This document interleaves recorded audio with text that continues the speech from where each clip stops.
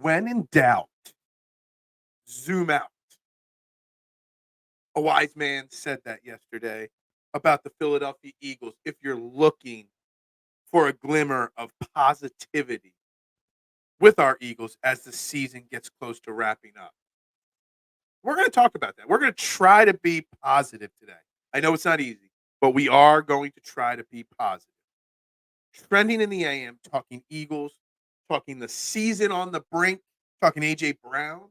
Anything else you want to talk about? Maybe we'll get into my Hall of Fame ballot selections for Major League Baseball. All this is coming to you in 30 seconds live.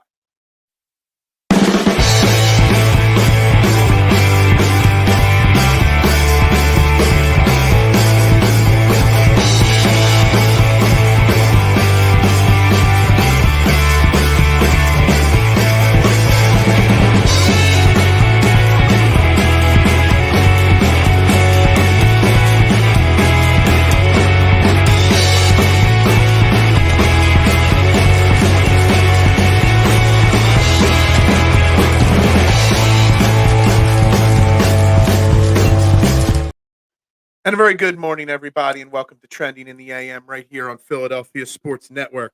We are live, Facebook, YouTube, Twitter. You know the drill. Hit that like, share, retweet, subscribe, follow button. Do whatever you can to share this show out. That is what is greatly appreciated. Likes, shares, follows, retweets. It's the best way to bring as many people into the conversation here at Trending in the AM as possible, because that's the goal every single morning here at 8 a.m. to create a platform where everyone has an opportunity to have their opinions heard, because that is what matters the most in sports and in Philadelphia. I'm your host, Phil Stiefel. You can find me on all social media platforms. If I'm there, I'm at Beard of Knowledge online, Facebook, TikTok, Twitter, Instagram. That's where you'll find me. Ha, ha, ha, K1. Right early with the jokes there this morning. We got a lot to talk about today. We were all waiting patiently for the A.J. Brown speaking engagement yesterday, if that's what you want to call it. And he said a lot, and he said nothing, just as I expected. But we are going to dive deep into it.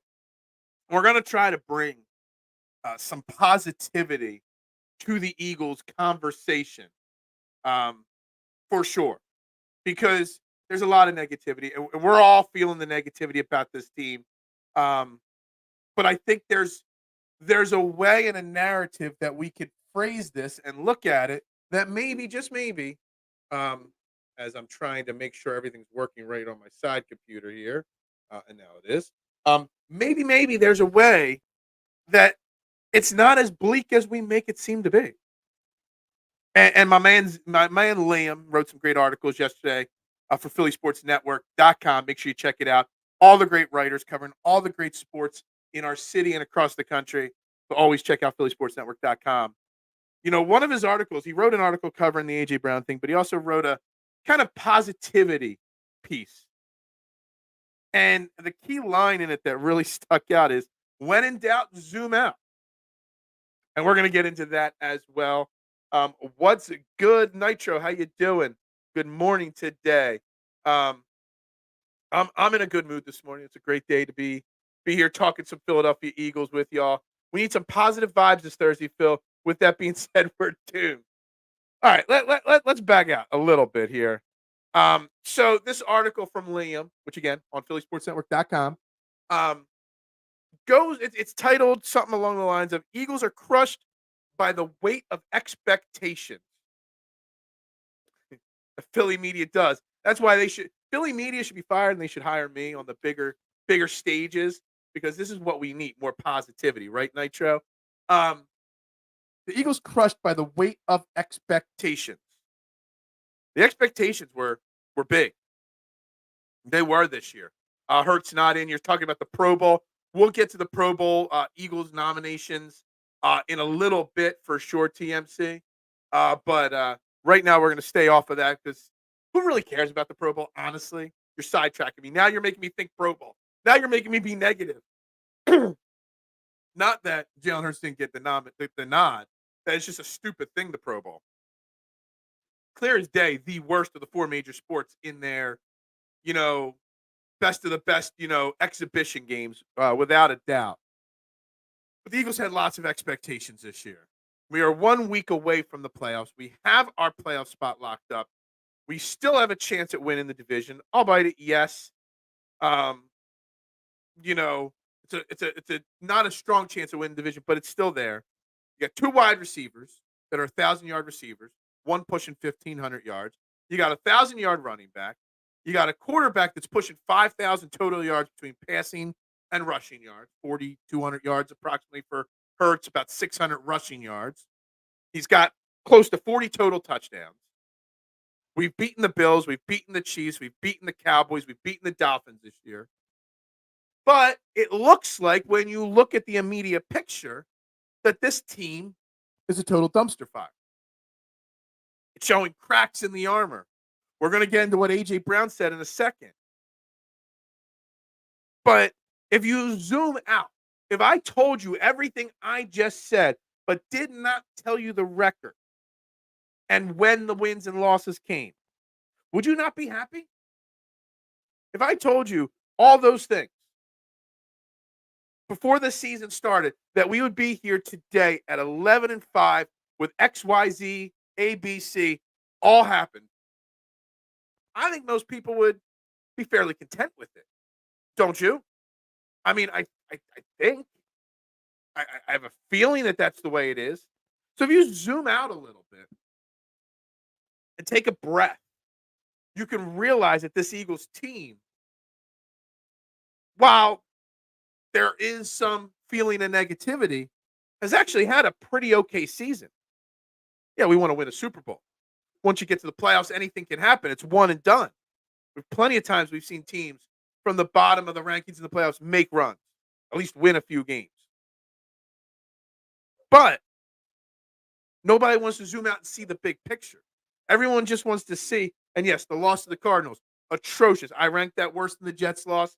Terrible, terrible performance. That's the domino effect when things are going bad with a sports team. They continue to go bad till something happens.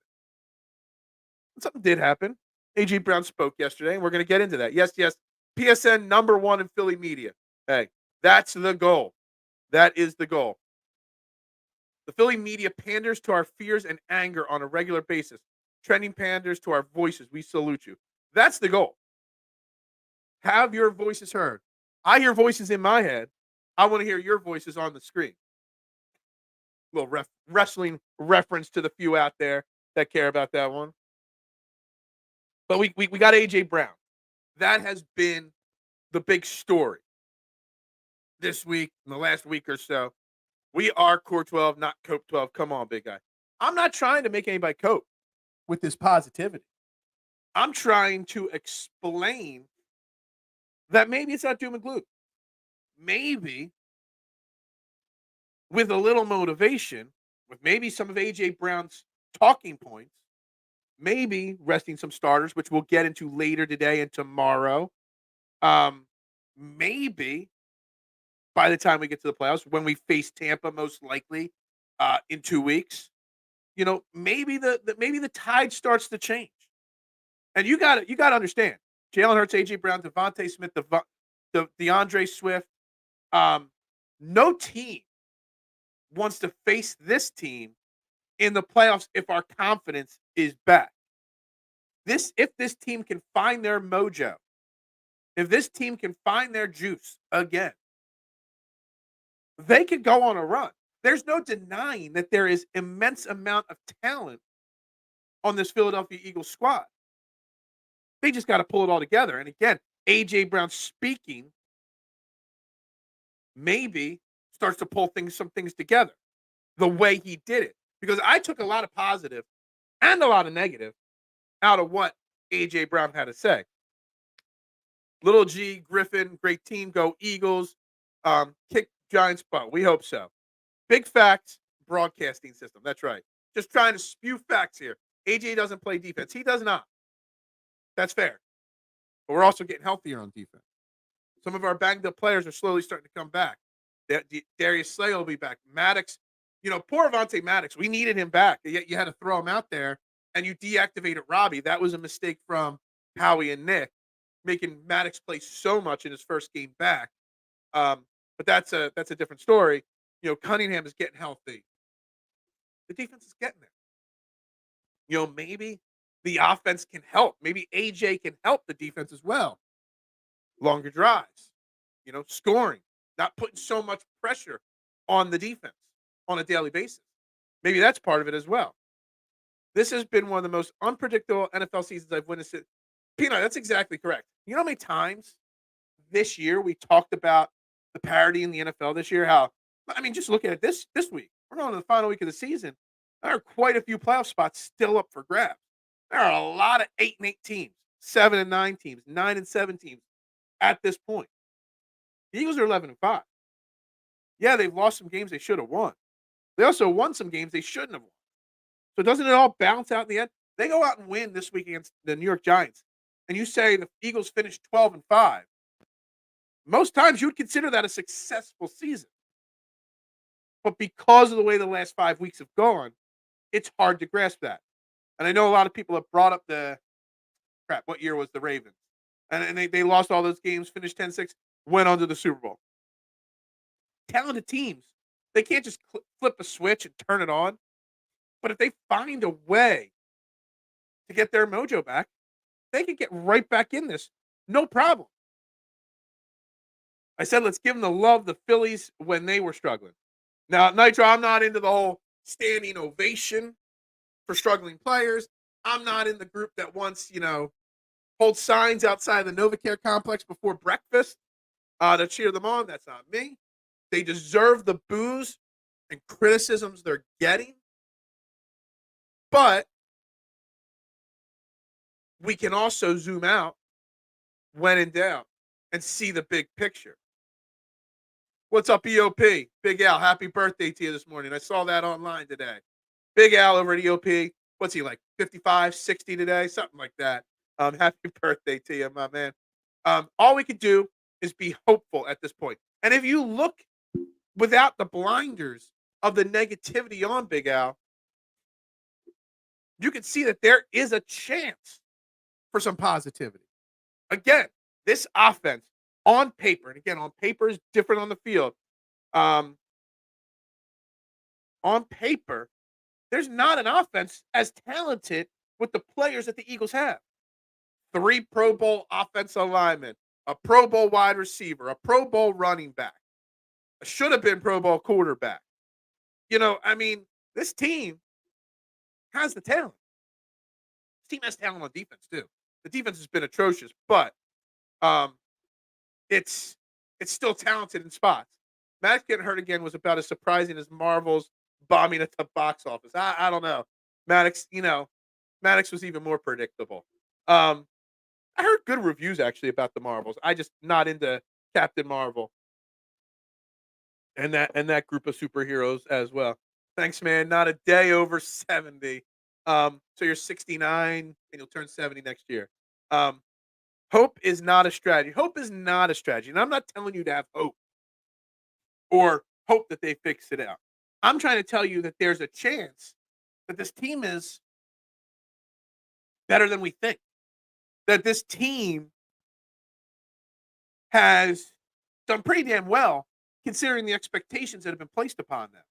This team has done pretty well considering what this season, NFL as a whole, has been like. Look at the Chiefs.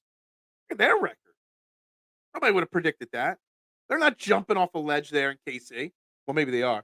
Carson Wentz is going to start. Yes, I did talk about this on social. I was surprised when I talked about this on Twitter yesterday, how many people were on the same page as me is, I want to see the Rams and Carson Wentz win this weekend. I want to see him play well. I'm still a Carson guy. I still got my Carson Wentz jersey. Maybe I'll rock it one day on this show in the near future. I want to see him play well. Deep down inside, I still love Carson Wentz. He was my guy. I used my ride and die a few years back. Entering the 2020 season before the drop-off, I had him as the 4th best quarterback in the NFL. Goes to show how much I know. And I'm willing to admit I was wrong there.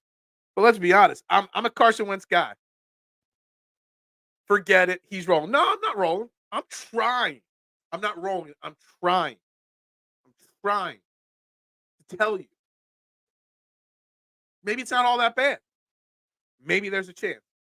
Dude, not only the Giants have Tyreek Taylor, I'm sure y'all saw Adam Schefter's tweet. The amount of quarterbacks, the names of the quarterbacks, there's like 10 or 12 of them that are starting this week in the NFL.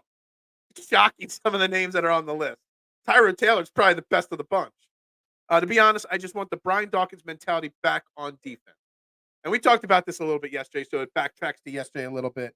About the Buddy Ryan era and the Jim Johnson era and how everybody just pines for that. We didn't win in that era. But we do need some aggressiveness on defense for sure. We need some of that dogfight on this defense for sure. We need people not afraid to tackle for sure.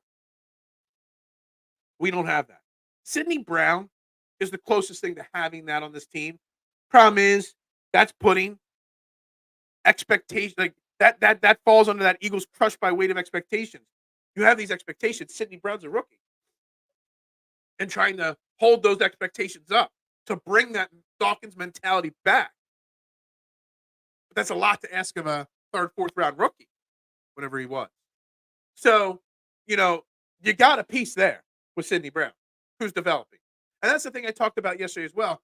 We're hopeful and relying on some of these rookies right now. How you can throw Jalen Carter into it. He's hitting a wall. There's a lot of expectations, a lot of need for a bunch of rookies to succeed right now for the defense, which is putting undue expectations on them. I'm not a dork. Comic book movies are great. And I don't have comic book fatigue. I just pick and choose now what I watch. Only thing AJ confirmed to me from his presser is that the inmates are truly running the building. So there's a lot to dive into with the AJ Brown conversation. We talked about it yesterday, Marshawn. He wasn't going to say anything, but he might say something. That's how I kind of handled the end of the show yesterday, talking about AJ Brown. And I don't know which direction I want to start with here. I took some notes from some of his conversation. First and foremost, the most important thing that I took from the AJ Brown, we'll catch up on the conversation, the comments in a second here, is that the thing that I appreciated the most from his conversation is he said, and I'm paraphrasing here, I apologized to my entire team for forcing them to have to answer questions for me not speaking. Him going and taking ownership on the way he handled this situation and saying he might have been a little wrong. The media might have blown it up, yes, but he might have handled it wrong. That to me brings the locker room closer together. Hey, yo, guys, I screwed up. You guys are answering questions for me. I'm sorry. I'm going to talk to the media. I apologize. So to me, that was the first thing that stood out from that brief presser that he gave yesterday. Good morning, Dave. How you doing today? Only chance we continue on in the playoffs is keeping our offense out there for long drives and letting our defense rest and keep the other team's offense on the bench. 3 out of 5 losses were self-inflicted. That's very fair, Dave. And for sure, our defense needs a breather. Maybe if we could keep our defense rested or get them rested, and I wouldn't be shocked if some of our main guys get Sunday off against the New York Giants. Maybe you see Fletcher Cox, Hassan Reddick. Couple of those guys might get a breather, and that'll be good for them, and it'll help them. But the offense can definitely carry the defense at this point of the season. We just need somebody who could fill a gap and tackle. We don't have. There's no reinforcements coming. We need the guys we have to step up. And some of it's bad tackling technique. Some of it is that they don't want to tackle. But some of it is that they're just straight gassed. And it's hard. I know that the piece was from Baldy was that Jordan Davis is out of shape and lazy. Maybe he's just gassed. There were a couple games he was playing 60% of the snaps. And that's just not who he is. I don't know. Long sleeve shirt under the short sleeve shirt on top of a ripped abs is how Phil rolls. Yeah, I was just trying to put something on to advertise Fairway to Heaven, my fantasy golf podcast. Back next week, 9 p.m. on Tuesday. Fairway to Heaven. You don't want to miss it. I'm just doing a little self-promotion with the shirt. It'll probably come off. It's a little tight. It shrunk a little bit too much, my Fairway shirt, but it is what it is. Blankenship is pretty good. Nitro Blankenship is pretty good. I think we put undue expectations on him. I think he's a good safety. He's the best that we got at this moment. But I don't think I think by next year, Sidney Brown is going to be a better overall safety than Reed Blankenship. I think Reed Blankenship has potential and is still growing. And I don't think he's peaked, but I don't know what his ceiling is. He's good. We like him because he's the best of a bad secondary. Thumbs it up or Eagles will lose. That's right. If you don't hit that like button, that's your fault that the Eagles lose, right? That didn't work for me when I did that a few times. Brown and Blankenship have really high expectations. Am I crazy to say that I think Sidney Brown has a higher ceiling than Reed Blankenship? I kind of feel that way. Nick Bolton sacked Jalen Hurts for a touchdown in the Super Bowl last year. He was a second-year player. Are we really talking expectations? We are talking expectations. Yes. We're talking positivity, my man.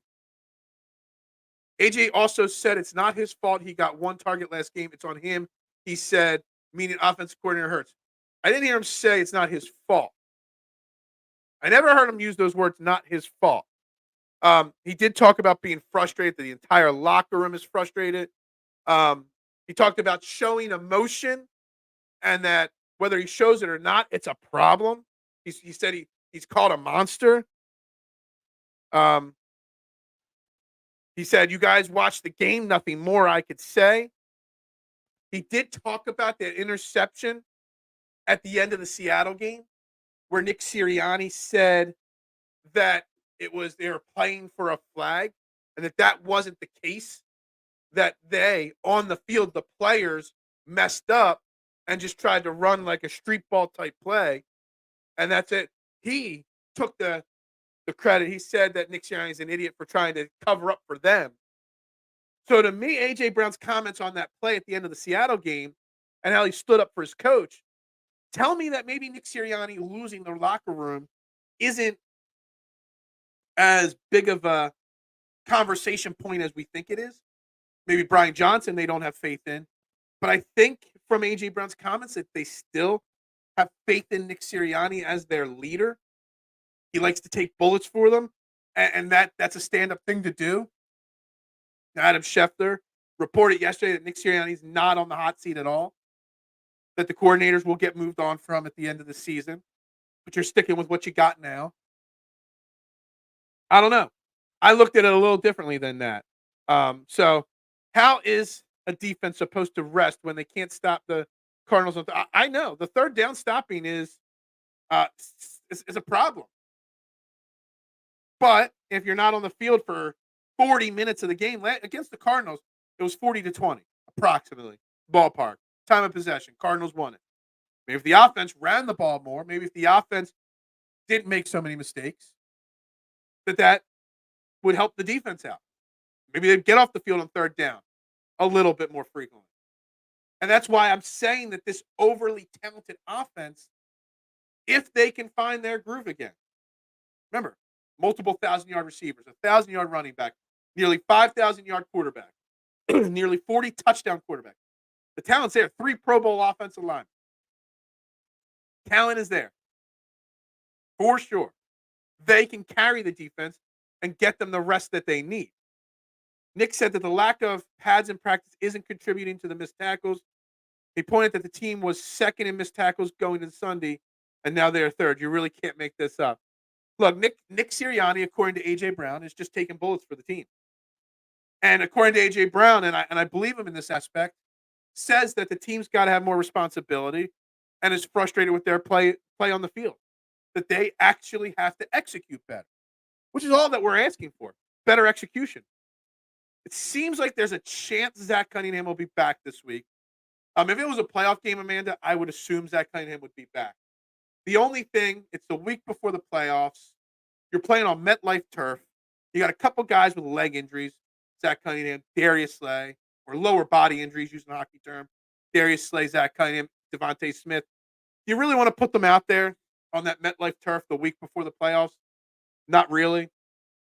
And we'll get into a stardom or sit 'em show tomorrow. Guys we'd like to see sit and guys we'd like to see play. to get their mojo back next week or this week against the Giants. But we'll learn more today after their full practice that they go through. How was first day back at Fox's Pizza? Actually, Franco, Eddie, Finn, Andrew, Lydia, back from college. Fantastic job on my staff. The least. I mean, I had plenty of dog issues while on vacation, but the pizza shop knocked it out of the park. So I'm very appreciative of what they did at the pizza shop while I was away for 11 days. Why do we keep referring to the players as inmates? They are not prisoners, and the coach isn't the prison warden. They can quit football. I mean, it's just a phrase. Inmates running the asylum. We're not calling them inmates, Mister. I don't know if you're trolling there with that or serious, but I think you're. If you're serious, then I think it's an off-base comment. If you're trolling, it's kind of funny, but not. The most telling is when he said him and Jalen went rogue in Seattle. Exactly. And, and Al, that's him proving, or to me, that proves that maybe Nick Sirianni hasn't lost the locker room like we keep saying he has. Maybe they don't have faith in the play calling from Brian Johnson, sure. But, Nick Sirianni has taken a lot of bullets for a lot of players this year. And that's A.J. Brown deflecting off of the coach and pulling it back on him, who was at fault. Is Al Collins back? I don't know. No clue. I don't track the Cowboys practice reports. Good morning, Phil. I'd like to see the toughness of our pass defense with a tough defense coordinator like Seth Joyner and Jeremiah Trotter. It's just not going to happen, John. I love you, man. I appreciate your support on a daily basis. But why is Seth Joyner or Jeremiah Trotter a good defense coordinator? Seth Joyner has never coached high school football. He's just a disgruntled former football player that talks a lot. Doesn't mean he'd make a great defense coordinator. Jeremiah Trotter, I don't know if he's coached in high school or not. I know he hasn't coached college or pros. Just because a player's a good player does not make them a great coach. And Brian Dawkins has no intentions of coaching our secondary anytime soon. So you remember them as players in a league that was totally different, and you want them back. And it's a nostalgic act, wanting Seth Joyner or Brian Dawkins or Jeremiah Trotter. I'd much rather Jeremiah Trotter's son be our starting linebacker next year, from all reports. That's all I'm looking at there. We want toughness, I know. Our defense was plenty tough last year. We didn't have Seth Joyner types or Dawkins types on the team last year, but our defense was plenty tough, had 70 sacks last year. There's just void of talent this year. We lost Hargrave, Edwards, Kazir White, Kayvon Wallace, Chauncey Gardner-Johnson. I'm missing some others. We lost all those guys, and we replaced them with guys that did not live up to those expectations that was set forth by last year's 8th-ranked defense. Let's not forget, I know the Super Bowl collapse from Jonathan Gannon, but up to the Super Bowl, Jonathan Gannon had this defense playing excellent football last year. AJ said that wide receivers were freelancing in the final drive in Seattle, and Nick covered for the team and took it on the chin. And to me, that is massive what AJ Brown said there. No. It's not coach's fault. It was our fault. I appreciate him covering for us, but no. It's time for us to have ownership of our own mistakes and lack of execution. And we've been talking about execution, I feel like, for like a month. Didn't I title this show Execution? I don't know. No, Sidney Brown definitely has the highest. Oh, I saw no Sidney Brown. I thought you were going to say Reed Blankenship, Judd Blankenship has the higher ceiling. But no, I'm really, really excited for the future. But the problem is we're about to enter the playoffs. We're not worried about the future right now. We want to see them turn it around right now and get hot for the playoffs. And you got high expectations, but you got a bunch of young kids that have to make impacts. So it's hard to grow as a rookie in the situation that the Eagles are in right now. Nick also said he was okay with Sean Desai in the defense, and a week later, Matt Patricia's calling the shots. Heads will roll. Look, I get that. I get that part. There's a lot of dancing around that situation that happened. But Nick is the guy that likes to keep the – well, that's the wrong way. I was going to say keep the attention on him. No. He likes to take the attention off of his subordinates, his assistant coaches, his players, and take all the bullets. When in reality, we all know that it's not all Nick's fault. It just goes to him because he's the head coach. I'm ready for the glorious underdog run. And it's tough to make that underdog run, Armand. But I got you. I'm trying to be positive today. There is a way that the Eagles can salvage the season. There is a route to get back to the championship game at a minimum. Think about it. Tampa, on paper, the Eagles offense should smoke Tampa. You get past Tampa, you face Detroit or the Cowboys in round 2. The Lions are a good football team, but inexperienced in the playoffs. The Cowboys, we've beaten them. They've beaten us. We've beaten them. It's tough to win in Dallas, but it's a chance. And San Francisco, they smoked us. You don't think that we're going to go to San Francisco if we get there and want to get revenge for the way they embarrassed us? Just saying.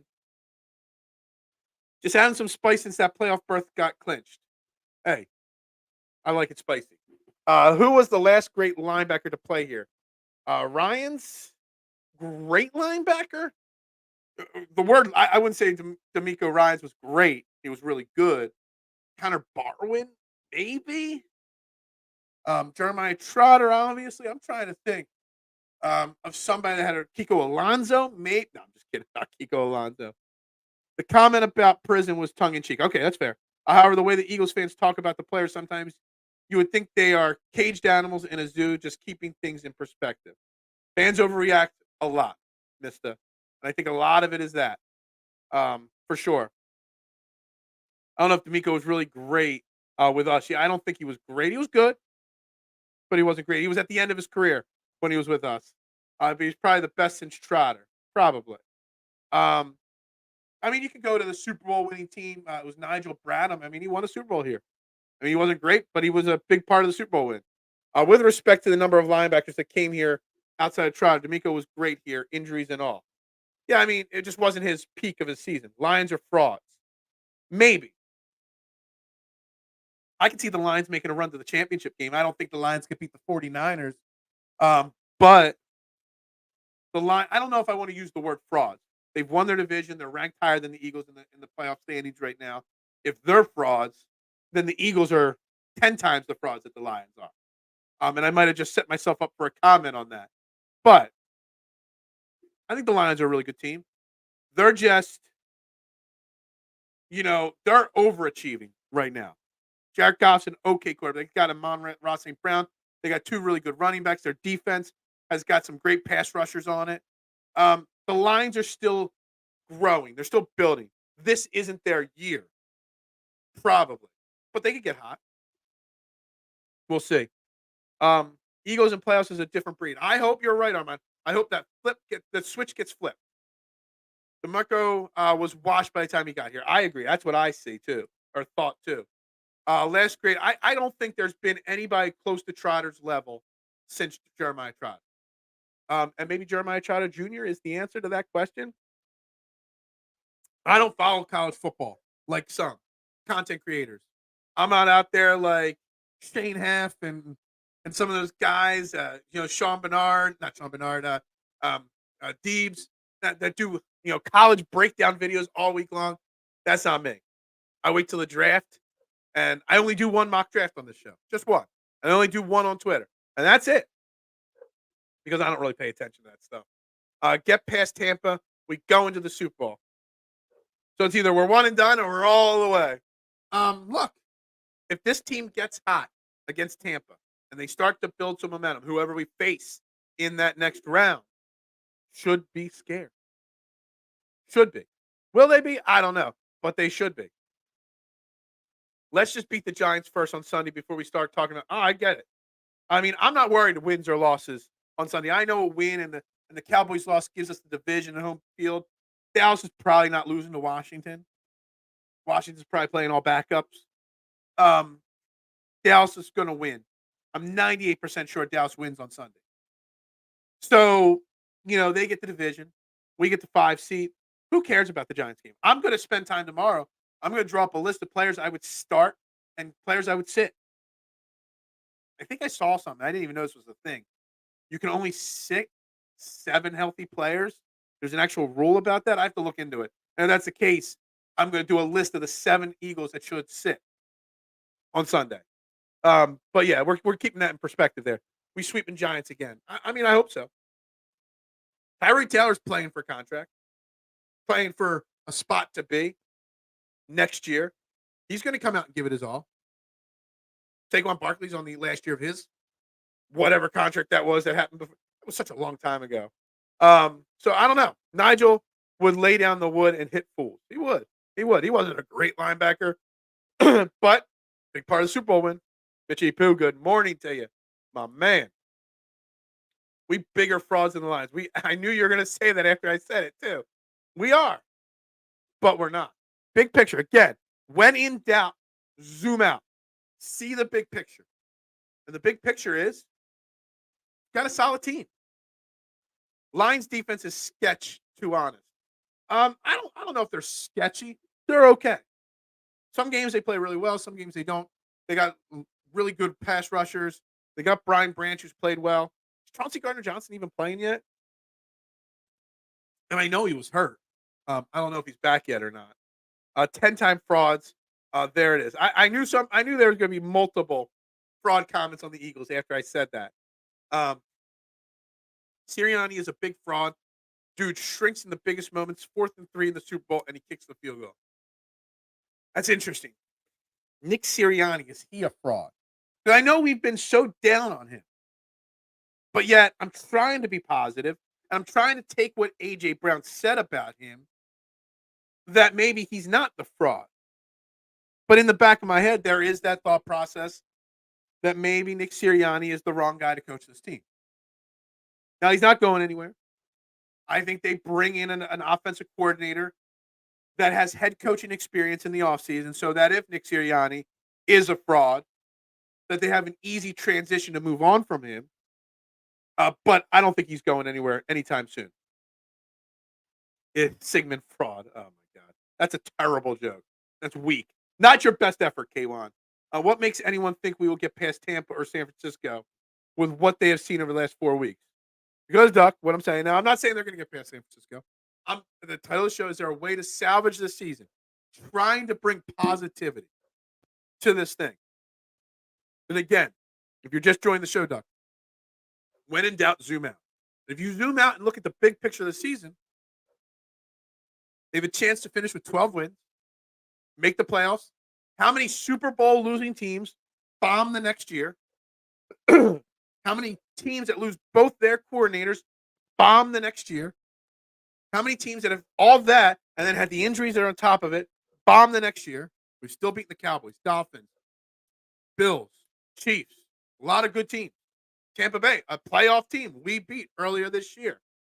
So, that being said, if they pull it together, there is a path where teams might be actually scared of us if we start this week showing a little bit, and next week against Tampa, which I don't even think Tampa's a lock. It could be New Orleans. That they might start to get a little groove going at the right time. Can't focus on off-season or draft where we in the position to go far. Only can focus on now. I agree with you. It's a big belief of mine on this show and all shows I do, not to worry about next year when this year isn't over yet. Hell, we could be 4-12 right now, and I'd be talking more about the now than the future. Now, at 4-12, we might be talking a little bit about the future, but we'd be talking about the now more so than anything else. Nick's is oh man, we got some hate of my positivity. I think today. Jake Elliott sitting next week. I would sit him. He would hit my 7. The fact that Jake Elliott, like I know a lot of people want to say that Jalen Hurts getting snubbed from the Pro Bowl. I mean, he's an alternate, whatnot, is a snub. But Jake Elliott being snubbed, I know the Dallas guy is great. But, man, Jake Elliott is the most clutch kicker in the NFL. Has one of the best legs in the NFL. And he's been doing it for a while. I think that's a huge snub that Jake Elliott is not a Pro Bowler. Not that we care about the Pro Bowl, but the players actually still do care about the Pro Bowl. Why? Money. There's a lot of money on the line, and a lot of these players' contracts getting the Pro Bowl. Nah. They don't care about the game. Is there even a game? I think it's a flag football game. I don't even know. But they care about the recognition that getting the Pro Bowl nod gives them. They care about, a lot of these guys have $200,000 bonus checks in their contract if they make a Pro Bowl. The Eagles had Lane Johnson, Jason Kelsey, Landon Dickerson all make the Pro Bowl. Hassan Reddick, I'm missing DeAndre Swift, and AJ Brown. So one defensive player, one defensive player, 5 offensive players make the Pro. This offense has 5 Pro Bowlers and a Pro Bowl alternate when Jalen Hurts on it. Well, let's just say, if they figure their groove out, this offense can go toe to toe with anybody. Nick's pregame speech is a little red book. You guys are really, really crapping on my man Nick Sirianni. Nick's take inspiration from the book Little Women. Oh my God! Stop with the Nick Sirianni hate this morning. We're talking Pro Bowl now. Let's focus on getting that Super Bowl. Pro Bowl, mad disrespectful. Them Eagles better take that personally in the playoffs. I don't think they'll take it personally, but what they'll do, like I said, the Pro Bowl is meaningless except for contract bonuses, honestly. So you're talking about Frank Reich. I did kind of hint at Frank Reich. Yes, I did. And I'm not for bringing him in right now, week 18 of the NFL season. But in the offseason, if you want to have that conversation, Marshawn, I'm glad to do it. Now, put a lot of pressure on Nick Sirianni, too. Having someone like Frank Reich. And I don't know who else will be available that'll be offensive-minded with that pedigree. But I'm sure there'll be a few names that we could discuss come the offseason. No home playoff games for the Eagles means lost revenue for Laurie. Luckily, he made a killing selling Kelly Green jerseys. Yeah, that's the only thing that's saving Nick Sirianni right now. Those Kelly Green jerseys right there. No. I guess technically there's a chance of a home playoff game. Cowboys could lose to Washington. Eagles could beat the Giants. And bam, we're right there. 3 seed. Done. So, it's a chance. The push no longer since caught cheating. What? The tush push. The tush push is fine. It's not a cheating, and it's not going anywhere. Not even going there. Come on, why not? You're already ruining my positivity today.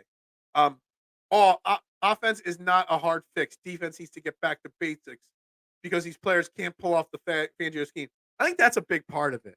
The constant talk about the Fangio scheme and the Fangio system. We talked about this a few years ago on this show when it was just beginning about putting square pegs into round holes. And one of the things that Nick Sirianni had talked about when he first was hired was whoever they give me, we will adjust the scheme to the personnel we have. And that's something that we did not see this year, one iota. They haven't made any adjustments to their schemes offensively or defensively because the offensive scheme could have changed. The scheme that the personnel says run the ball more, and they don't. Defensively, the scheme is just all over the place with the personnel they have.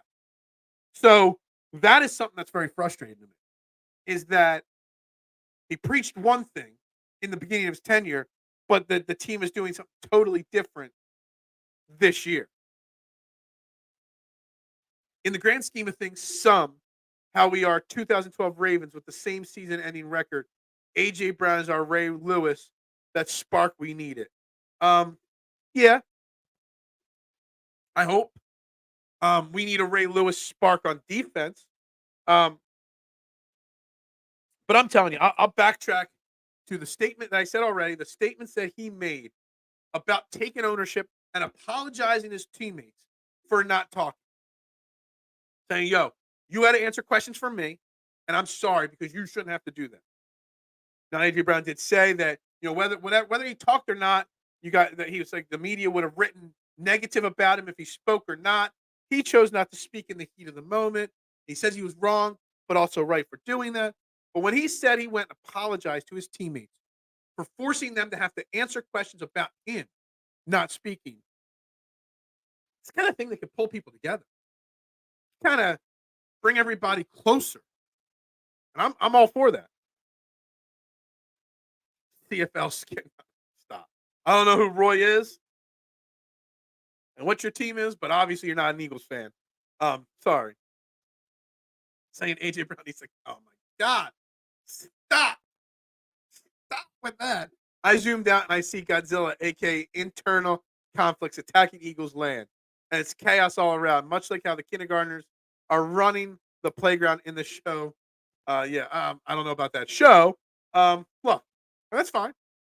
If you disagree with my zoom out, when in doubt, I get it. But I think it's a positive. I'm trying. Look, I might be falsely trying. I might be masking my own negativity with this. I'm trying to find a positive approach. I'm trying to find a positive way to keep hope alive, I guess is the way to say it. If this season ends badly, is the Kelly Green cursed? I love that. I love that comment from you, Judd. I always said I'm not a Kelly Green guy because Kelly Green was never a winning, culture. Bring it back. They won their 2 Kelly Green games, but the season's been a tank since. They haven't. What's their record since the Buffalo game when they last wore Kelly Green? Probably not good. Maybe there is a Kelly Green curse, and I'm all for it. I will be pumping the Kelly Green curse comments nonstop. Armand, that Ravens team had Ray Lewis and Ed Reed. This defense had 2 players named Darius who don't want to be called Darius. Oh man, but the offense didn't have Jalen Hurts, AJ Brown, Devontae Smith, DeAndre Swift, Jordan Mailata, Jason Kelsey, Landon Dickerson, and the list goes on and on. And I said Landon Dickerson in there. I don't think people understand how great Landon Dickerson has become in such a short period of time in his career. Literally is one of the top 5 guards in the NFL. Literally. Maybe one of the top 2 left guards. I don't even know I can't even name who the other left guards are in football, but he's got to be considered that. I don't think he gets enough credit, Landon Dickerson. I mean, he was brought in here to be Kelsey's replacement. Kelsey said, "Nah, I'm good." So they move him to right and left guard. He was like, "Okay, got it. I'm just going to be the best at that." It's nice to see the mayor is back in Kenneth Square. What's up, Pat? The Gobbler, Patty Bernard. What's up, my man? How you doing this morning? I am back. Is this cope? Yeah, I'm coping today. Is Philip attempting to reach acceptance? I am trying to just be crucify me if you want, but I'm trying to be positive. But the core 12, yeah, the core 12 doesn't want me to be. Negativity sells. I know in content creation, in writing, sports media, negativity sells. I get it. I get it. But guess what? I'm trying to be positive. And actually, me trying to be positive in a negative situation probably is good for ratings too, because everybody wants to come at me and tell me I'm stupid for trying to be positive. So in a sense, my reverse psychology is working here a little bit. Last time we brought back the Kelly Green, we lost in the wild card at home. Kelly Green is cursed. Just saying. And the Eagles have a chance. Slim, but a chance. It's a chip in a chair. Oh, I love the poker reference. Chip in a chair, that's all. I actually, my first poker tournament I ever won of substance, of big money. For those that don't know, I did play a lot of poker when I was younger, before I got married, before I was, in the pizza business, as an owner. I was thinking about going pro, playing in a bunch of World Series of Poker circuit events and whatnot. Anyway, first poker tournament of any substance I won, I was down to less than the big blind. Wasn't in the money yet. I was able to quadruple up, just throwing them in blindly. I came back and won that tournament. So let me tell you something. There's always a chance. When there's a chance, there's always a chance. You're not out until you're out. You're not busted until you're busted. I don't know why, but the Darius comment is the funniest thing I've seen in my life. Well, you've missed some shows, Judd, because we've made that joke like 7 times in the last week, I think. But yeah, it's kind of funny, for sure. If you have a ticket to the prom, you have a chance to take home the queen. Well, no, I never had a chance to take home the queen. I never did. Still great content. It is still great content. Being positive amongst all this negativity does make some content. I'm telling you, it really does. Some reason, I'm not sure why, but it does. I might print that out and frame it, put it on an Eagles mug. Yeah. I might do a "Don't Call Me Darius" shirt. Chip in a chair. I love it. That's all you need. It's all you need. What happened to all the, but I'm not a negatron, I'm a realist. Fraud activity before 9 a.m. is on brand for the Eagles. I am not a negatron. You think I am, but I'm not. In an alternate universe, the Eagles lost to the Bills and Kelly Green, then won 4 of the last 5 games. Man, what would the Eagles? Yeah, what would that's an interesting way to look at it. It would have, honestly, I think if the Eagles would have beaten the Cardinals even close, the perception of this team would have been so different this week. If they would have just won that card, even if they won 30-29, the perception would have been different because they would have gotten off the snide with a week before the playoffs to start. It's too cold. It's going to be cold around here. We're going to get snowed. Are we? And we aren't even in the hard reset. We still got 10 minutes till the reset, my man. 10 minutes to go. But you did say you are a realist. I am a realist. I am a realist. And I know deep down inside that it's hard to picture the Eagles going on this great run. I know it is. But honestly, if I'm being a realist and you look at this offense, if they get their flow back, if they get their mojo back, why can't they go on a run? Yeah, the defense stinks, but the offense can. How many times have a team won a Super Bowl with a great defense and a bad offense, or a great offense and a bad defense? We won a Super Bowl in 2017, giving up 500 yards to the New England Patriots and the greatest quarterback to ever play the game, Tom Brady. So, one side of the football can carry the other side of the football come playoff time. It can. It also could be the death blow, but it can. I'm trying to be the beacon of positivity in my realistic nature.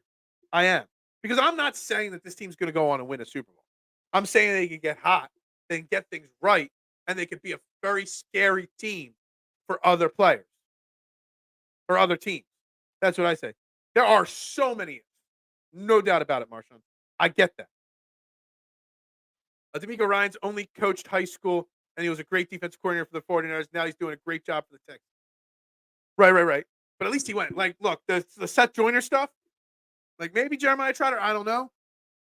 I don't know all his outside of football or post-football choices he's done in life, but Seth Joyner's never done anything.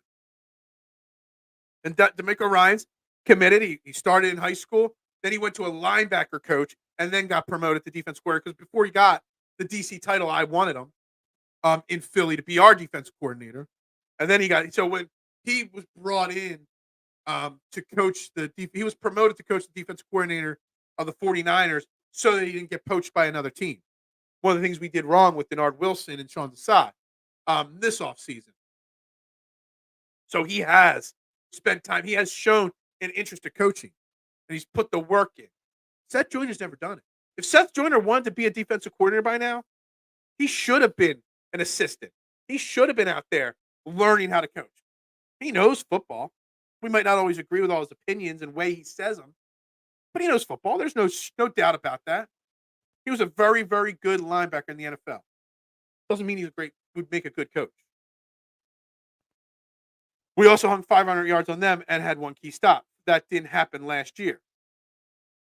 Yeah, I mean, we hung plenty of yards up last year. The defense came up small last year. We need Nick or Marcus Mariota. Dude, just wait till Marcus Mariota starts on Sunday. Just wait till that happens, and he wins the game against the Giants. Oh man, people are gonna be calling for Marcus Mariota to start in the playoffs. I guarantee. Some make jokes about it, but I guarantee if Marcus Mariota starts on Sunday, at least a handful of Eagles fans are going to be delusional and realistically say he gives them a better chance in the playoffs. I just know it. I just know it's going to happen. Oh, my God. Don't even make jokes about it because I don't want to have that conversation. Let's get this narrative rolling. I'm trying. And I almost clicked the wrong comment there. Yes, Denard Wilson was in the building, and we let him go. Unlike Ryans with the 49ers not letting him go. They let the wrong assistant go, and promoted the wrong assistant in Brian Johnson. That might be the correct answer there. That they made the wrong decision there. And that is something that's going to have to be fixed. And there's no doubt in my mind that the Eagles will, no matter what, the Eagles can go on a run to the Super Bowl, win or lose the Super Bowl, and they're still going to make major changes at the cornerback or corner. There, I can't talk this morning. Can't get the words out of my mouth today. Even if they make a run to the Super Bowl, Brian Johnson and Sean Desai are gone. I don't think there's any doubt about it that this team will go through some major changes at the coordinator positions, no matter the results. Derek Carr was right the whole time. No, he wasn't. It will be Chip Kelly's revenge. Oh, my God. And Chip Kelly might be available. Bring him in as an offensive coordinator next year. I mean, I think I heard UCLA or Cal or wherever he was coaching fired him, even though he had a winning record. I think this was his last year. Maybe I'm wrong. I don't follow enough college football, but I thought I saw that headline weeks ago. Make Chip Kelly our offensive coordinator. How would that go? How would that go? That would be insanely hilarious. They bring back the wrong former Eagles coach to be the offensive coordinator. Doesn't Hurts have more postseason wins than Mariota? Maybe. I don't know. I know Mariota made the playoffs at least once with Tennessee, and had a really solid season. But I don't know. I don't know the correct answer to that. Statistician, if you're watching, Mariota versus Goff in the playoffs would be the planets aligning in the funniest way. Mariota versus Goff, it really would. That would be quite comical, for sure. Mariota's never played in the postseason. I want to say that he has. I'm going to type it up. I'm going to look because I don't believe you, Marcus. Oh, Mariota playoffs. Marcus Mariota playoffs. Marcus Mariota playoff record. He beat Cleveland Browns. 1-6 2018. So actually, he's 3-3 in the playoffs. He's got 3 playoff wins. He made the playoffs in 18 and 20, and again in 2022. But he was a backup in 2022. Actually, so one of his 3 wins, he was a backup, didn't play.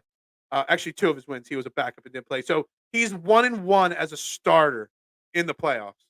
So he has played in the playoffs, and he has won games. But why did I even have to research that for you guys? Like, we know that that's not a scenario that's going to happen. It's not. It's not going to happen. We're going to do a quick reset here. We're going to do a premature. I like to be premature occasionally. You're watching Trending in the AM right here on Philadelphia Sports Network. You're live, Facebook, YouTube, Twitter.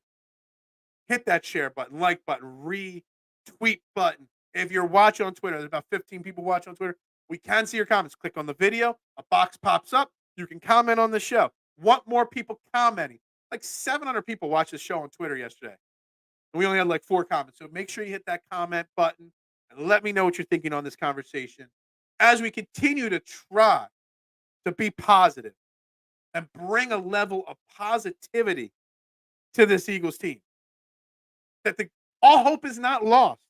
That maybe A.J. Brown finally speaking yesterday and not saying anything, but saying a lot with what he said, maybe brings this team closer together.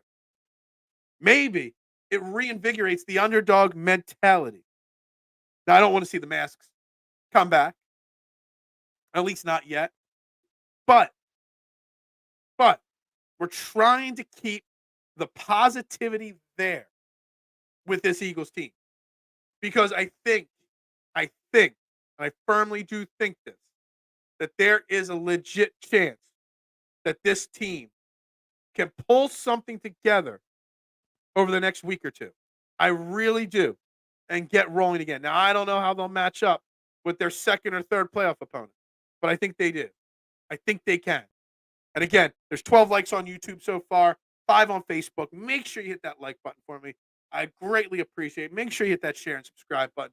Greatly appreciate it. You made me look. Right back to the comments, right back to the conversation. Yeah, I looked. I always forget what Marcus Mariota's early career in Tennessee looked like. But yeah, Marcus Mariota was good at a time. He did make the playoffs at the time before he was benched for Ryan Tannehill. And we see what Ryan Tannehill did, which was not much else or much better. Actions speak louder than words. We're all into the cliche type phrases today. First, it was when in doubt, zoom out. Now, Mitchie Poo, another wise man, says actions speak louder than words. Is there actions that the Eagles could do this week against the lowly Giants that would bring any confidence back? I think that's almost like a starting point. I know we still got 30 minutes left today, and I do have a couple other things I wanted to bring up today. One non-Eagles related, um, but actions speak louder than words. Is there? I mean, we'll dive into Eagles versus Giants, who should play, who should not, tomorrow. And this topic, this phrase from Mitchie Poo, um, you know, is there an action that the Eagles can do this weekend that would change your thoughts? Because you're playing a Giants team that doesn't want to win, playing mostly backups, even though their backup quarterback is better than their starting quarterback. Is there something? The Eagles go out and win 40-0, play all their starters. Does that change your opinion going into the playoffs? No, maybe. I don't know. It might to me a little bit. I think it would definitely speak louder than words in the locker room. It would remind this team that they can be dominant if given the opportunity, if they execute better. I don't know if actions can speak louder than words for the fan base this weekend. I think the only actions that can speak louder than words will come week one of the playoffs, come the wild card round, Tampa or whoever. That's the only time. I don't think anything can happen this weekend, Mitchie, that will change a majority of the fan base, their opinions right now. AJ had great and well thought out comments yesterday. The other comments is what happens when you shove a mic in someone's face after a bad day. Yeah. Now, Duck, and I agree with what you said. He definitely was well spoken yesterday, said all the right things. He didn't say much, but he did say a lot if you really interpret it one way or another. And everybody can interpret things differently. I interpret it in a good way. Maybe he just waited too long to speak. And then his actions of apologizing to his teammates for not speaking speak volume of the character. Yeah, he's a diva. Yeah, he wants the ball. Yeah, he's going to get frustrated. He wears his emotions on. I mean, A.J. Brown, to an extent, is as Philadelphia as Philadelphia gets. And I speak that because Philadelphia, not just sports, in life, is a blue-collar, hardworking town. But Philadelphians, emotions right on their sleeve, always. They let their emotions speak. And that's the kind of person A.J. Brown is. He lets his body language, his emotions, he doesn't hold back normally. And he did in the last week or so. And that probably was eating at him even more, that he couldn't speak his mind. He was trying to be a leader by not speaking. But by not speaking, he caused more problems. So he manned up yesterday. I loved he had the open sign above his locker. You know, I'm skipping a few comments to get to one. Feels like high school drama. I don't think so, Mitchie. I don't think so. I think the drama is settling down a little bit in the locker room. Maybe Nick and the boys will watch what our team did well last year and we'll bust out some of these RPOs and Swift and run the ball to get the play action going again. You know, it's funny. You bring up DeAndre Swift there, Dave. You know, he's fourth in the league in rushing right now. Like, with the way we talk about that DeAndre Swift doesn't get utilized enough, and he doesn't get utilized enough. I'm firmly on that.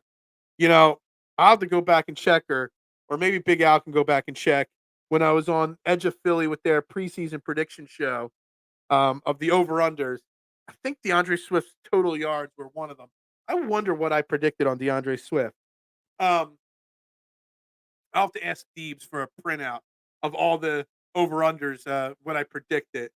But he does get used, and he is successful when he's used. We just want to see him used more. proves that he's an elite running back. We just want to see the running game a little bit more. And Jalen Hurts' knee is as healthy as it's been all year. So maybe some more RPOs can start getting mixed in.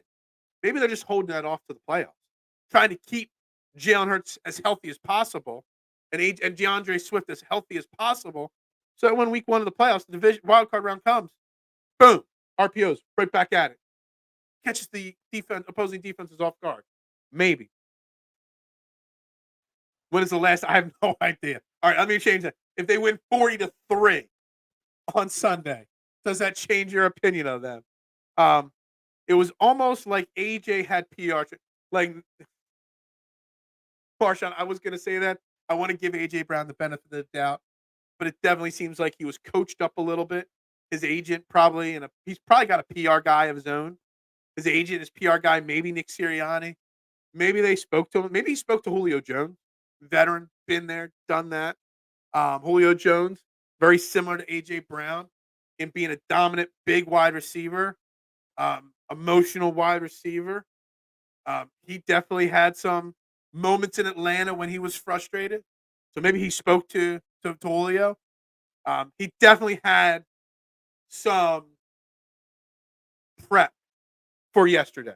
I'm not saying with who, but he definitely did. I think still feels still salty. Yeah, I'm not salty. I don't get mad. I get even. K1, just so you know. I always get even. I'm even Steven. I always come out. I'm normally even Steven mentality wise, and I come out on top. Always. Always.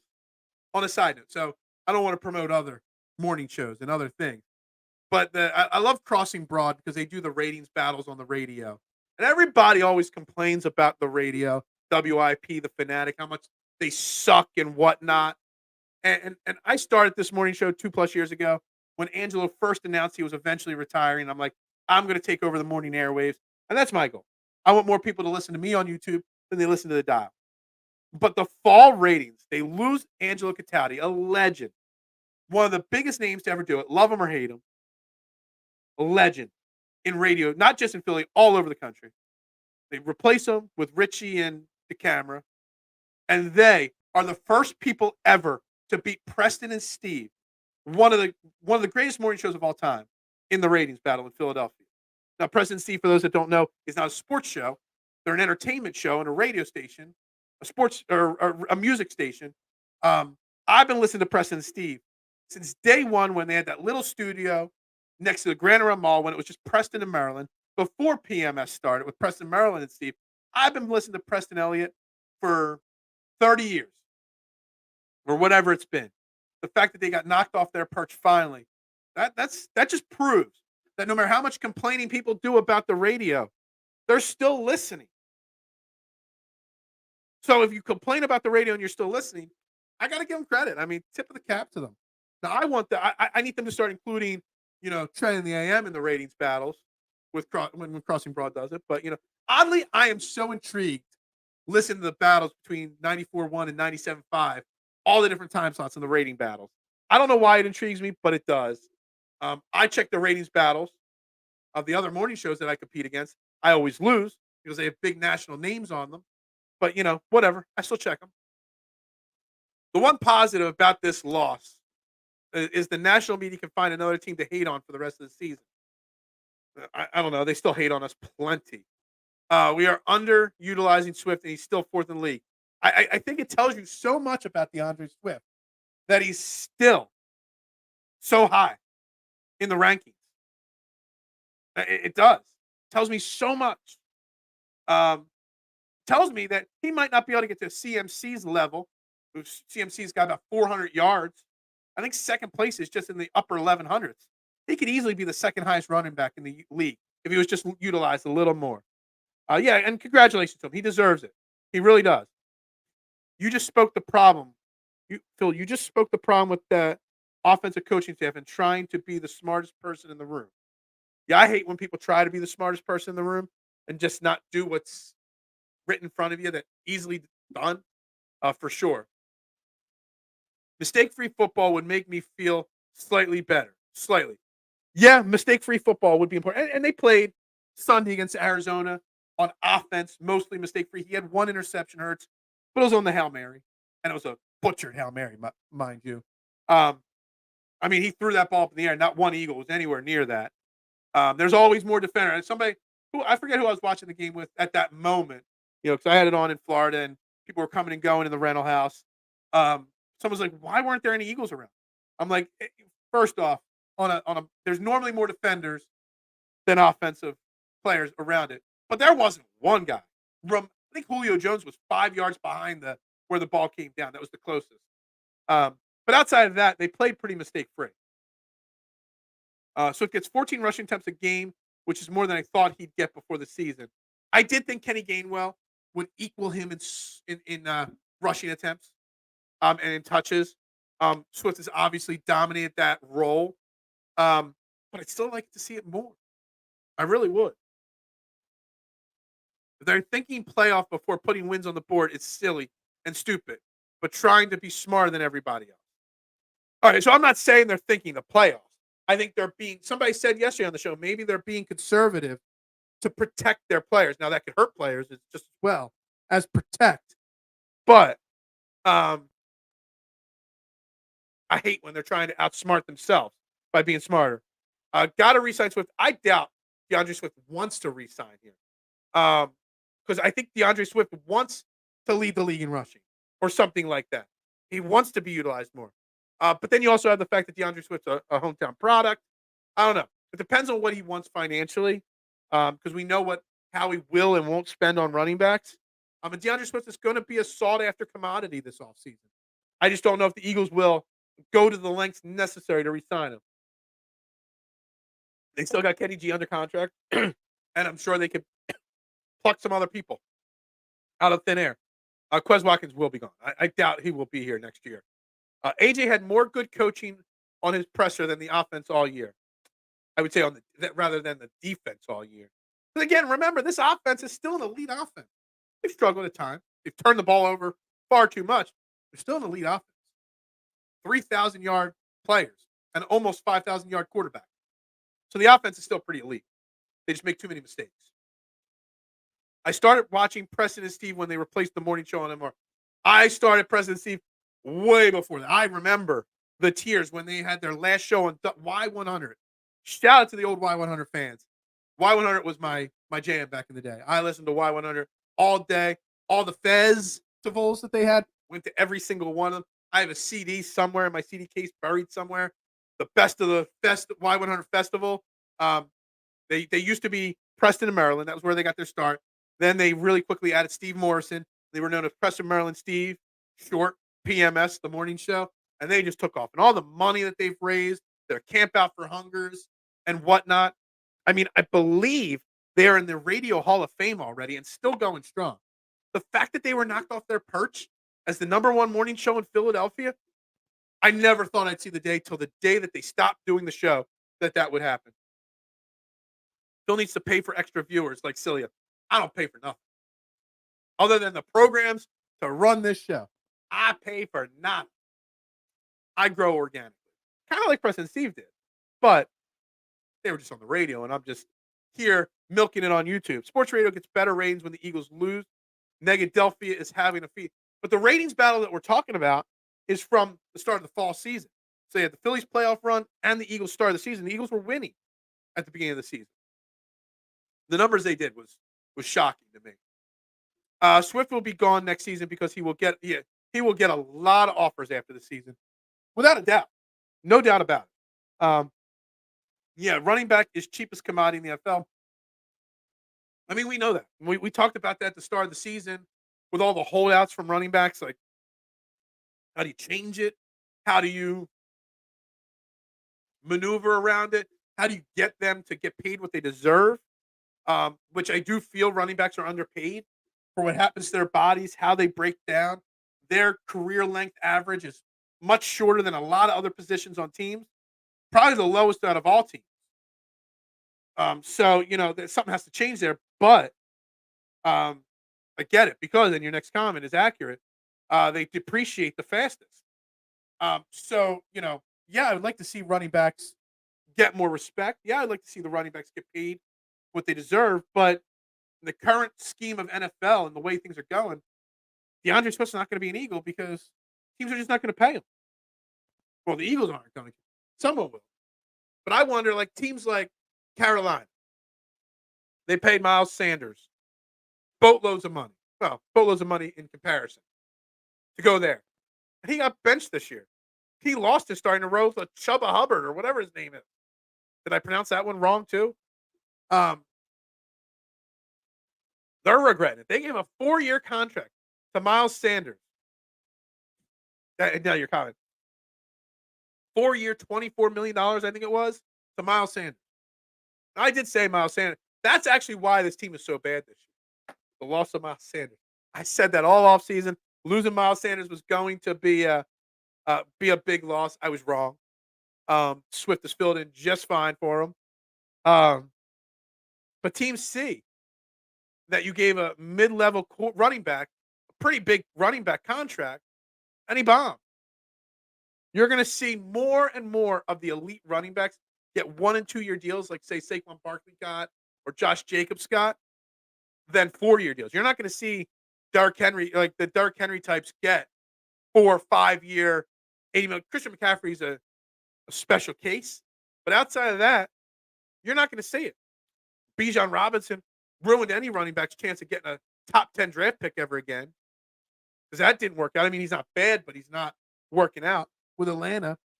Running backs are a dime a dozen. Miles Sanders got $6 million. The Eagles spent less than $6 million on 4 running backs. And one of them isn't even playing.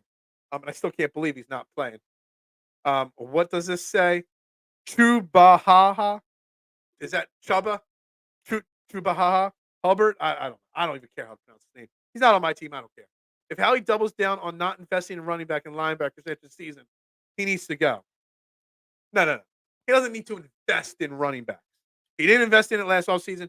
We did just fine, barely investing in it. It's the line. I would change that to linebacker and safety, mister.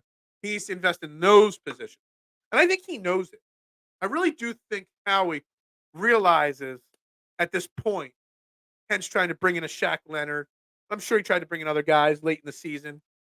I think he realizes that his linebacker and safety philosophy might be askew a bit and might need to be changed a bit. Now, I don't see him going out there and dropping $80 million on an elite linebacker or safety, but he knows he's got to do better than Zach Cunningham and Nicholas Morrow and Miles Jack and Ben Van Sumeren and Shaq Leonard, and he's got to do better than all of that. He knows it. We know it. And I hope he follows through with it. Now, I don't know what he'll do. I still doubt he'll draft one in the first round. But you got 2 second-round picks next year. One might be half decent. Maybe you package those 2 seconds. You move up to the beginning of the second round. You grab somebody like Jeremiah Trotter Jr. I don't know who else. Maybe he goes out and drafts the next Brian Branch. Doubtful. Back to this comment. I'm not sleeping on Zay Rodgers, but he's not a linebacker or safety. He's a cornerback. Our cornerback room next year might be Rodgers, Ringo, Ricks, and McPherson. 4 of your 5 cornerbacks on the active roster might be that. Rodgers will be a starter on this team next year if he gets activated. He'll have a chance to start. I know my man George says he thinks Howie will draft a cornerback in the first round. I'm less thinking that because of the investments he's already spent at cornerback. But there's that possibility as well. I would love to see him draft a safety wherever we get that first round pick and a linebacker in the second round. I just don't think it'll happen. We'll see. Use both second round picks on the linebacker and safety. I still see a Lane Johnson replacement coming early in the draft, and I see a Fletcher Cox replacement coming early in the draft. And that's the problem with Howie. Can he see how wrong he was with linebacker and safety and avoid his go-to? I mean, let's be honest. In the last 10 years, it's offensive lineman, defensive lineman, and wide receiver. I'm pretty sure that's it in the first round. Probably more than the last 10 years. Howie will sign a linebacker after 1 week of free agency, and he won't draft a safety or a linebacker until the 6th round. I hope you're wrong on that, Marshawn. I hope you're wrong, because that is the mentality that he's had that he's wrong. Now he's learned from one thing. He's stopped drafting Stanford wide receivers and TCU reaches and Tennessee edges, reaching for these guys. We haven't seen a Danny Watkins in a while. He's learning and growing.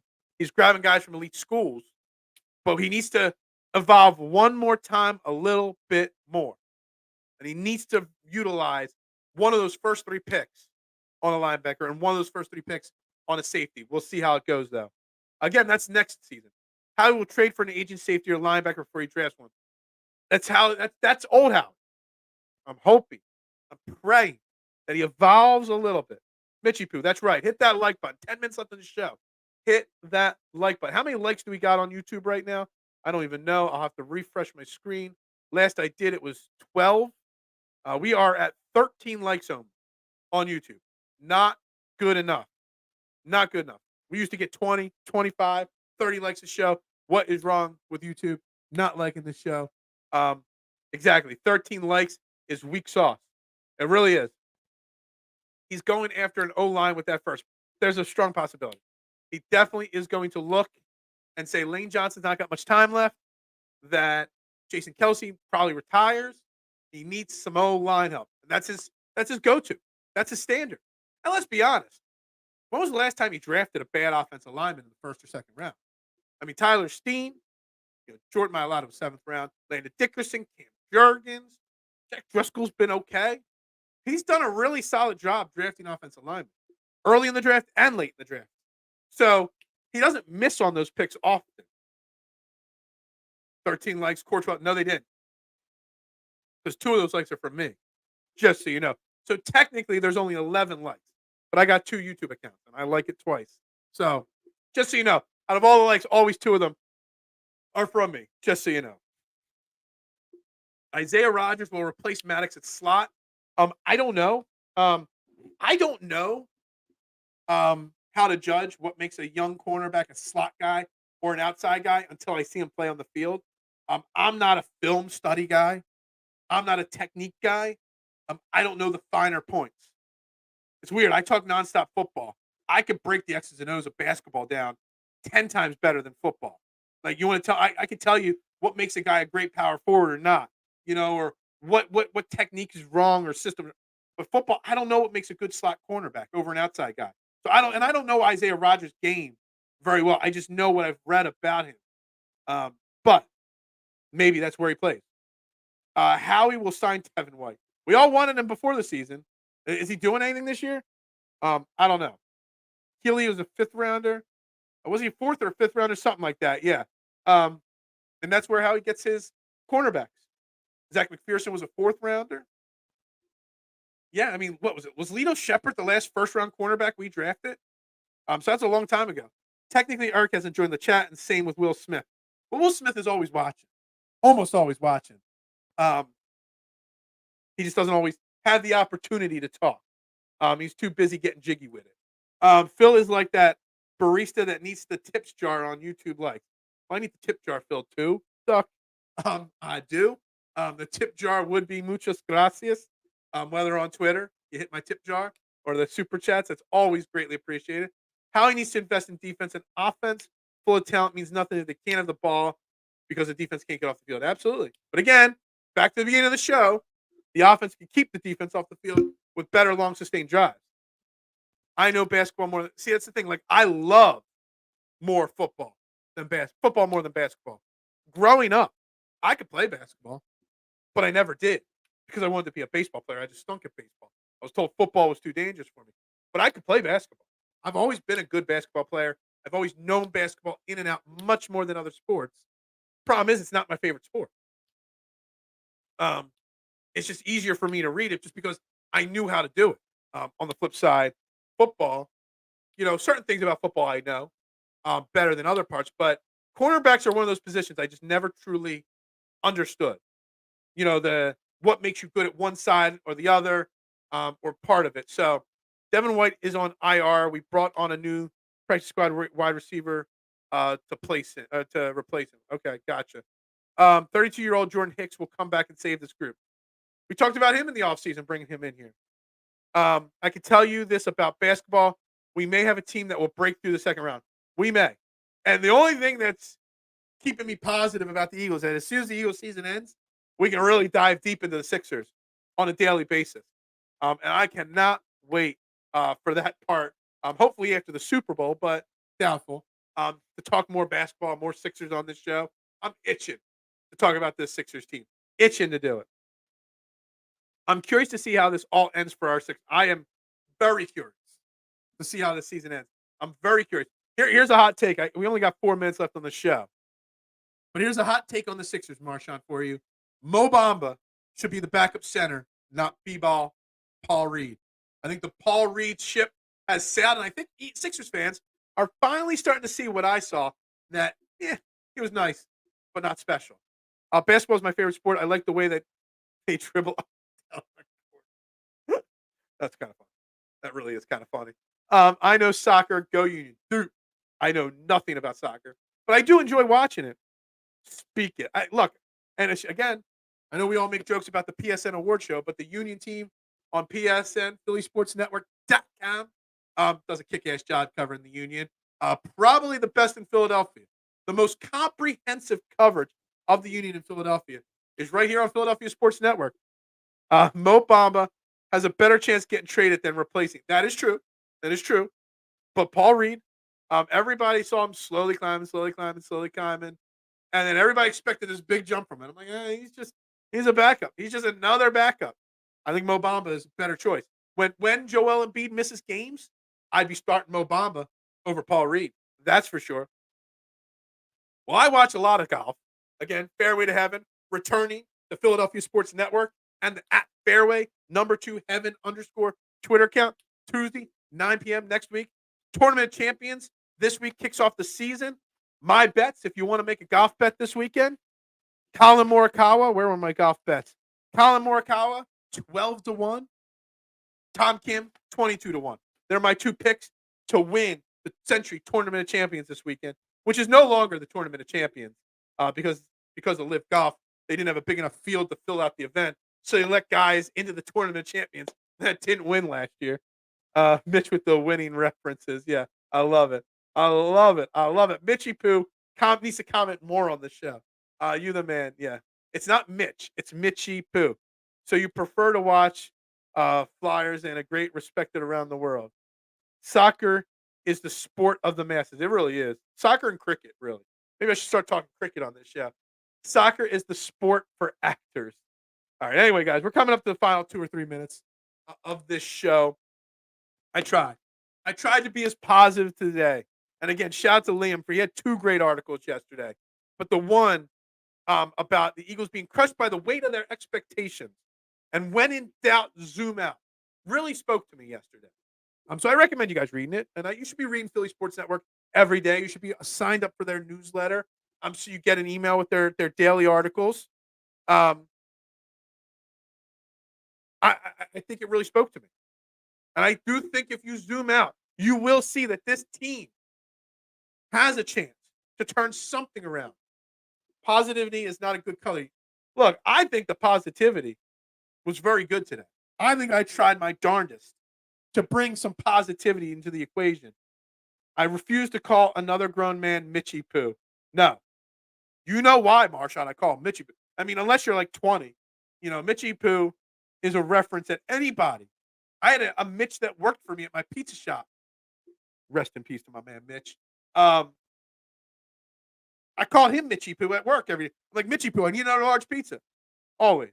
I will call every person named Mitch Mitchie Poo for the rest of my life. What is good? A reality check. How you doing? Hope you're doing well. Smash that like button for me and share button. I got cut from the high school basketball team, but I was a captain of the football team. I liked basketball more. I just couldn't shoot.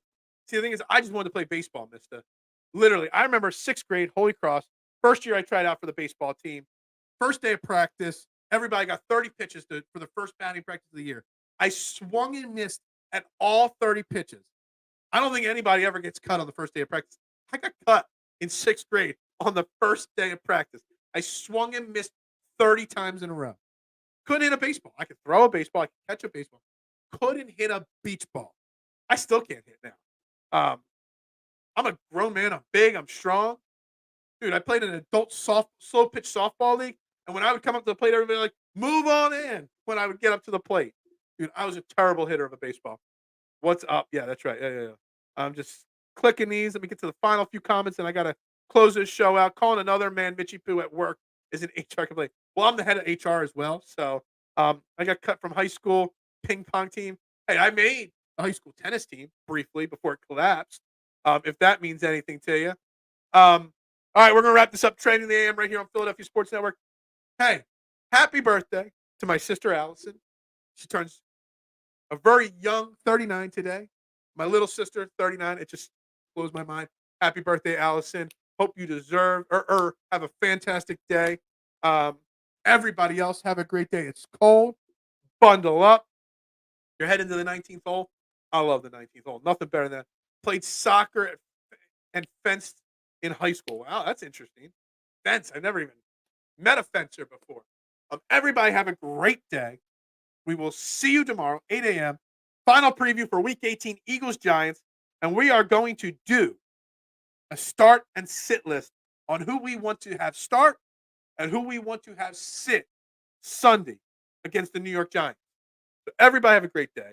And yes, go Birds, because what else do we got? So yeah, go Birds, guys.